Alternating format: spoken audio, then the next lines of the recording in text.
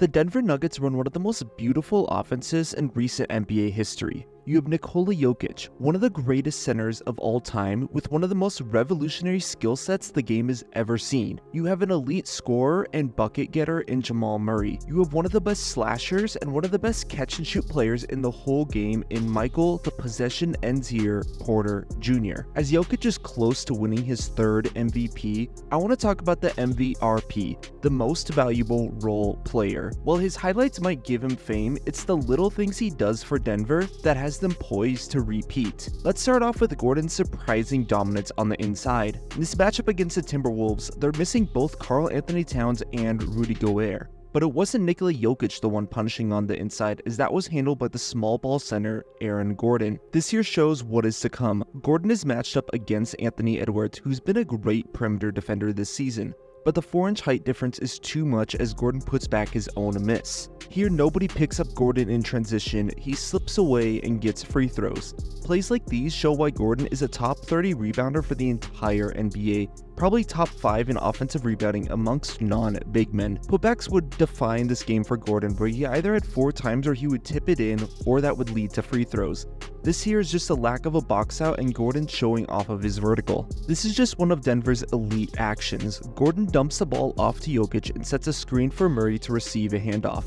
3 defenders are now focusing on Jamal Murray as Gordon rolls to the basket. Even here, Murray could have just dumped the ball off to Gordon, a 75% shooter from the restricted arc. Instead, he passes it out to MPJ, who drives in for the runner, but guess who is there for a rebound and free throws? Against the Knicks without Mitchell Robinson, he's basically taunting them by getting his own rebound just to put it back up. Here against a slightly smaller Rui Hachimura, it takes just one crossover and he's under the hoop. His strength is just too much when he gets this close. And I love the way he positions himself against Jeremy Grant here. Jokic then tries to float the ball over, albeit it could have been done a little bit better. But still, Aaron Gordon is able to get to his spot and, dare I say, barbecue chicken. I was just as surprised as Josh Hart when he pulls out this sort of spin in transition. Again, we see Gordon moving around, and instead of hunting for a spot on the perimeter, he's ready for Murray to dump off the pass and seals the game with the dunk. But Gordon has never been just a pure power player. Sure, he hustles for rebounds and is by no means weak, but he does a great job in finding and exploiting mismatches.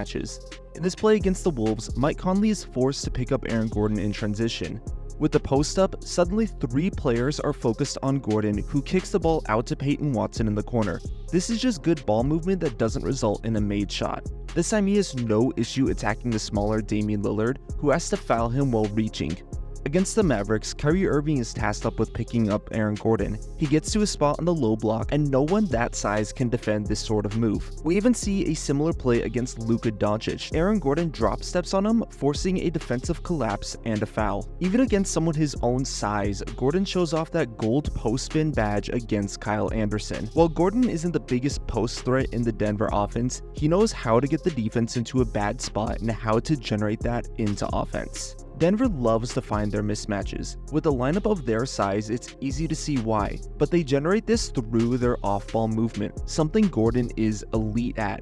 Gordon is one of, if not the best player in the league when it comes to off-ball movement within the arc. First, it's just simple positioning. Instead of just being like Ben Simmons sitting at the dunker spot, Gordon is constantly moving, constantly adjusting, trying to find a better angle for his teammate to drop the ball off to him. This play against the Lakers demonstrates it perfectly. While he is just sitting on the baseline, which is basically unheard of by modern day spacing standards, the second his man is looking away from him, he puts himself right in Jokic's line of sight. And remember what I said about the restricted arc? Against Milwaukee, he does the same thing. Giannis is caught ball watching on Jamal Murray, and despite the call out from Chris Middleton, Gordon is already in too good of a spot. Clips like these are something that happens nearly every possession. While it doesn't always result in a made basket for Gordon, it makes defenses have to respect him, putting him in position for an offensive rebound or giving Nikola Jokic just a few extra inches of space on a floater. But if you've watched Nuggets game, or even just Nuggets highlights, you know there's more than just subtle Aaron Gordon movement. This sort of play just shows off Denver's offense. Christian Braun sets a pick on Rui Hachimura. Rui fights over the screen, but this gives Nikola Jokic a few steps on him at the free throw line. LeBron is far too low, forcing Anthony Davis to rotate over. Gordon, not being a great 3-point shooter and sharing the exact same brainwave as Jokic, is already cutting to to the basket, and that's too easy. This right here is just a beautiful play altogether. Gordon is the play initiator, passing the ball to Jokic on the perimeter. Murray sets a back screen on Ant before immediately cutting to the hoop. Ant, being a second slow, is out of the play, and this creates a 2v1 for Denver. Jamal Murray hits the bounce pass, and Ant is way too late to recover, and that's 2 easy points for Gordon. This play against the Blazers already starts with the mismatch. Gordon gets the ball to Jokic, matched up against the smaller man in the post. DeAndre Ayton focuses too much on the Joker, and the lob chemistry that these two have is just immaculate. This play here shows how constant movement and manipulation can lead to open shots for others. Jokic sets a screen on Kyrie, taking him out of the play, and as soon as Murray starts to penetrate the defense, Gordon is standing right behind Luka Doncic, setting a sort of pick, giving one of the best shooters in the league a wide open shot. But Aaron Gordon is not all about the take either, as his playmaking has become a sneaky part of his game that gets overlooked. Some of his best passes have come in transition, such as this Euro step into a corner 3. Or here when Jokic gives him the ball and Gordon, knowing he has a trailer, immediately dumps it off for some bird-esque forward passing. Denver loves their handoffs, and it's something that they're elite at. Here Jokic hands the ball into a pick and roll, and Ayton is forced to step up, giving the Joker a layup. This whole Denver team is just amazing when it comes to cutting, as what can be seen right here. This double screen is a play we often seen run from Denver. MPJ runs around Murray but then rejects the Jokic screen before slipping inside.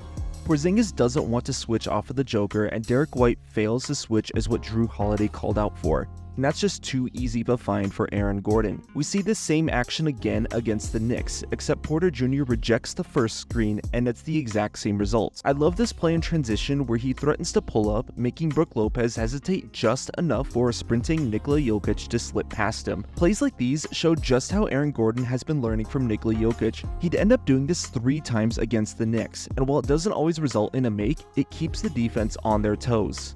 Now, I wouldn't call Aaron Gordon an elite passer. Like anyone, he is prone to missing the open man, but that can happen a lot in a movement-heavy offense. Here he settled for the jumper with an open man in the corner, and right here Jamal Murray dumps the ball off to him and Austin Reeves overcommits, taking himself out of the play. Either Jokic or Murray would have been open here, but instead Gordon takes the contested mid-range shot. Ultimately, Aaron Gordon is a great passer within the offense, and while he may have his tunnel vision moments at times, he generally does a great job in both finding his teammates and taking care of the ball. And there is one more major aspect of his game, and that's his defensive ability.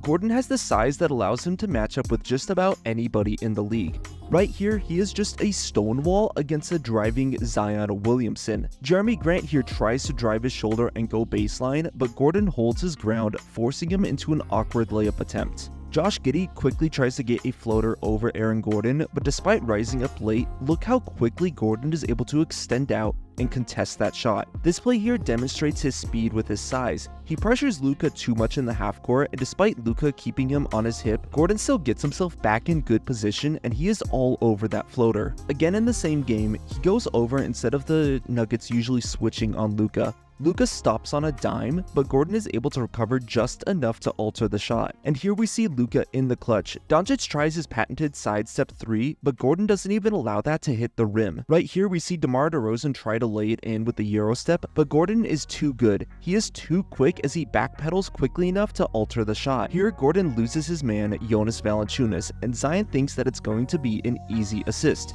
But Aaron Gordon is quickly able to turn around and stuff what should be an easy dunk. This play right here should scare any perimeter player.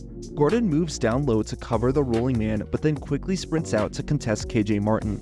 He overcommits, which should have given the 76ers the advantage, but instead Gordon meets him at the baseline and forces a bad shot. Here Siakam kicks the ball out to Miles Turner, and again Gordon is there way quicker than what he should be, forcing a big miss with just a minute and a half remaining. Right here Curry does what Steph Curry does. He loses his man on an off-ball cut, but that's right before he's met at the rim by a rotating Aaron Gordon. Right here, Kelly Oubre sinks down, allowing Gordon to guard 2 people at once. And this, along with this steal right here, is Gordon just showing off his 7-foot wingspan, With his height, strength, and athleticism, it's no wonder why players on average shoot just 44% against Aaron Gordon, with it being near impossible to score on him from mid-range or from the three-point area. In last year's playoffs, he held Kevin Durant to shooting just 38% from the field and 23% from three. This year, in matchups against Karl Anthony Towns, he's held him to just 37%. Jaylen Brown and Paolo Banchero, just 25%.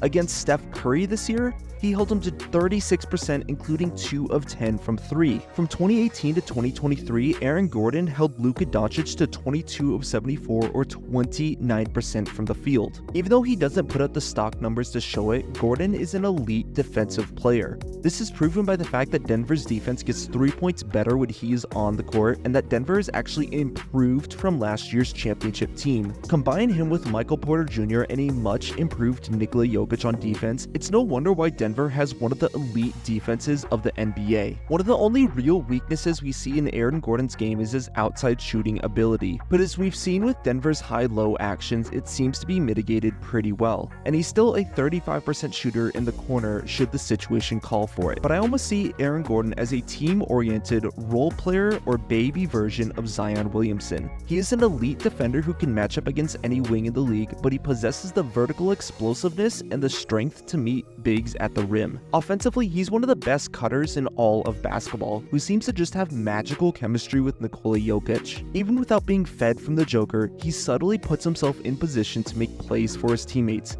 even when it doesn't show up on the scoreboard. The Nuggets are the team to beat in the West, and I assume that we will be seeing them in the finals again. Of course, Jokic might just win his 3rd MVP, and Jamal Murray, especially in the playoffs, is a proven superstar player. But assuming that we see them in the finals again, it will be Aaron Gordon slowing down and frustrating the forwards of the Eastern Conference. Guys, if you liked the video, you know what to do. If there are any other players and teams you want to see covered as we head into the playoffs, let me know down below. But that is it for this one, and I will catch you guys later.